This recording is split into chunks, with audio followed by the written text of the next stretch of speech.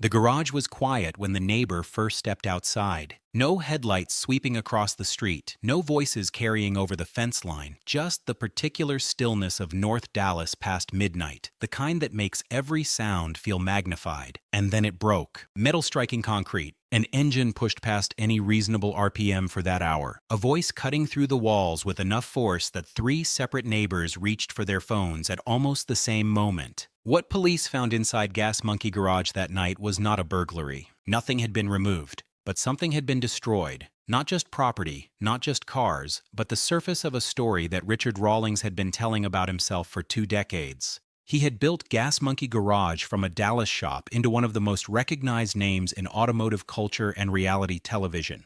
The brand carried weight. The personality behind it carried more. And that night, both of them ran headlong into something he hadn't managed to outrun. And what the story revealed in the days that followed went deeper than any police report. The first patrol units arrived to find the side gate already open, the Gas Monkey sign flickering overhead with a quality that felt less like an electrical glitch and more like a warning no one had heeded. Officers moved through the entrance expecting a break-in, the standard story, someone who had come for the cars. What they found instead stopped them mid-step. Headlights from unfinished custom car builds threw long, uneven shadows across the shop floor. A door hung at the wrong angle on its hinges. The smell of gasoline and burnt rubber had settled into the space the way smells do after something has gone very wrong, and Richard Rawlings was not immediately visible, though his truck sat directly out front with the driver's door standing open and the keys still in the ignition. Body cam footage that circulated online within hours showed one officer stepping into the dark interior and saying, "This doesn't look right," before his flashlight landed on the floor and he went still.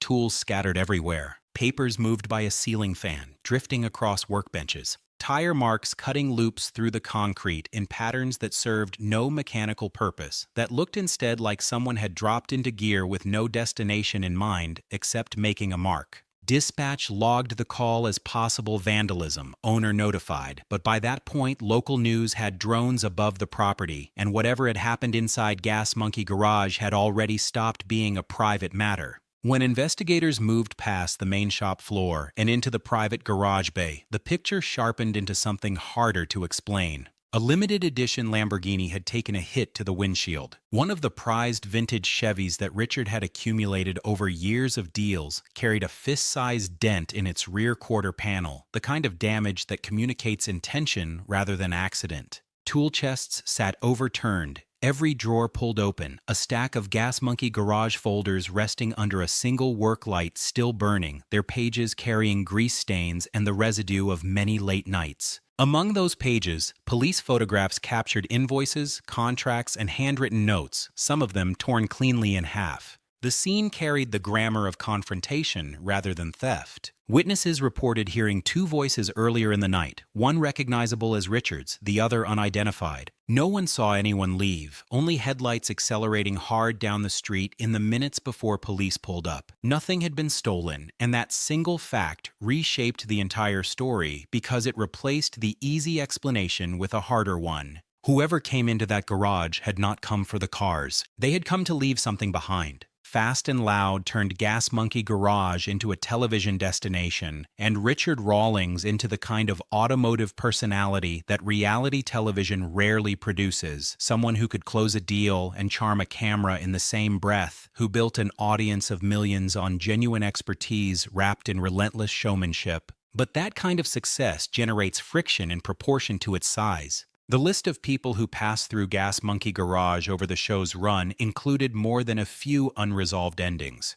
Aaron Kaufman, the mechanical backbone of Fast and Loud, whose ability in the shop made the builds credible, walked away after years of creative tension that had been visible even through television editing. Sue Martin, the upholstery specialist who became a genuine fan favorite, departed with rumors trailing her exit about conditions that hadn't matched what audiences saw on screen. Fabricators, painters, and builders cycled through with a regularity that fans tracked and theorized about season by season. Richard's pace, his absolute refusal to slow down for any single relationship when the next deal was already visible on the horizon, had built an empire and left a long trail of people who felt the cost of that speed personally. One former employee, years earlier, put it plainly, "Working for Richard is like living on nitrous. You go fast, but you burn out quick." That quote resurfaced across automotive forums and car culture communities in the days after the police call, and with it came old clips from Fast and Loud pulled from streaming platforms, moments where the tension between Richard and various crew members had been obvious enough that editing couldn't fully contain it. Celebrity culture has a way of preserving these fragments, and the car community, tight-knit and long-memoried, had been collecting them for years. What nobody expected was how sharply they would come back into focus once the garage incident gave them a new frame. The security camera detail changed everything when it emerged.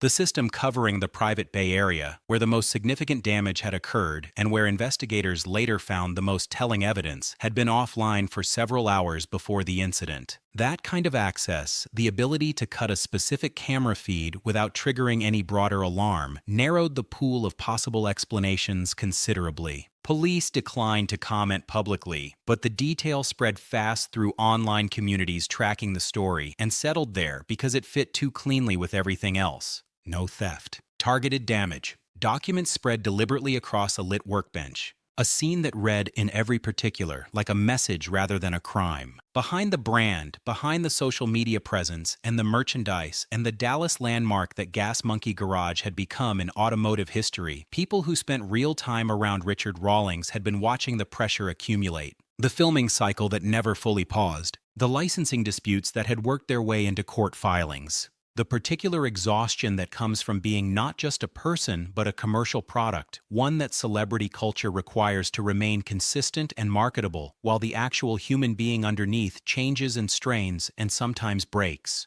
His divorce from Suzanne and the subsequent relationship with Katarina Deason arrived with their own complications, and while the public version of that chapter looked confident, sources close to the situation described someone running significantly thinner than his television persona suggested. Friends use the word restless, isolated sometimes. A man who had built his entire identity on never slowing down and was now discovering what never slowing down actually costs at scale. The burnout rumors had been circulating quietly in the Dallas car scene for months, stories that moved freely through the automotive world without quite reaching the entertainment press.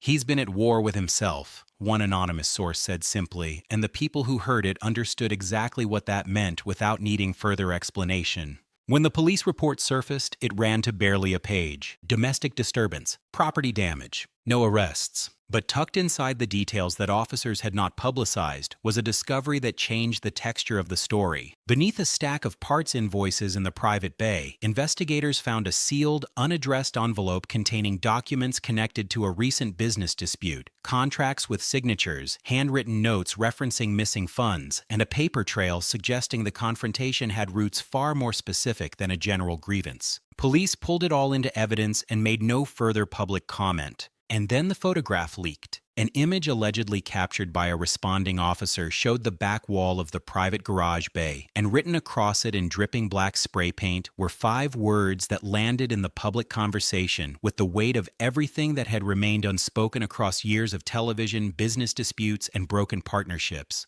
"You can't buy loyalty." No name attached, no claim of responsibility, just 5 words in uneven letters, written the way things get written when someone has been holding something for a very long time and finally decides they have nothing left to lose by saying it.